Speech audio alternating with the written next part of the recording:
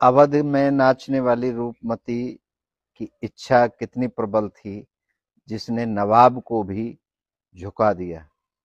ऐसा बताते हैं अवध जो राज्य था, उसका जो राजा था वो नवाब था और बहुत ही रंगीन मिजाज का था।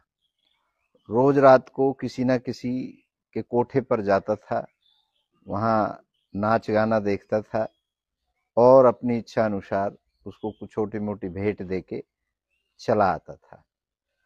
तो अवध की जो मशहूर नाचने वाली, कोठे वाली रूपमती नाम की एक महिला थी, उसने नवाब को रिझाने के लिए एक साहूकार से 10,000 रुपए का कर्ज लिया और उस कर्ज के लेने के बाद अपने कोठे को इतना सुंदर सजा दिया, मोमबत्तियां, फूल, तरह तरह की कपड़ों से सजावट कर दी, गलीचे बिछवा दिए और नवाब को न्योता भेज दिया।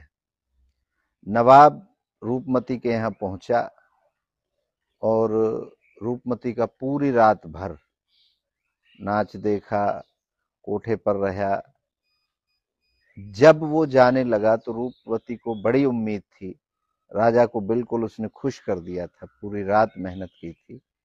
लेकिन राजा जब जाने लगा तो अपने जेब से एक कोट का टूटा हुआ पीतल का बटन उसके हाथ में थमा के अपने घोड़े पर सवार होकर चला गया।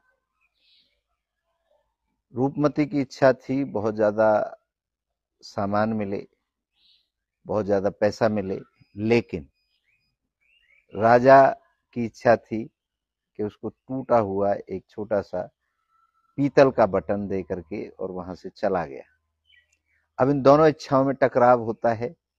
रूपमती रोने लगती है, घबरा जाती है कि मैं 10,000 का सेठ का कर्ज कैसे वापस लौटा पाऊंगी।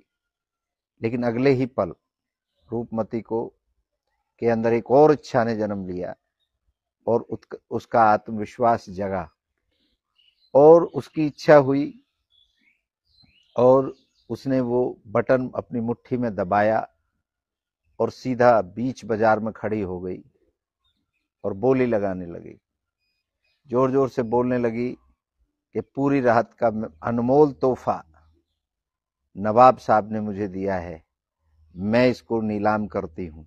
ऐसे मुट्ठी बंद करके नीलाम करती हूँ, इसकी जो ज्यादा कीमत देगा वो इसको ले जाएगा। मुट्ठी को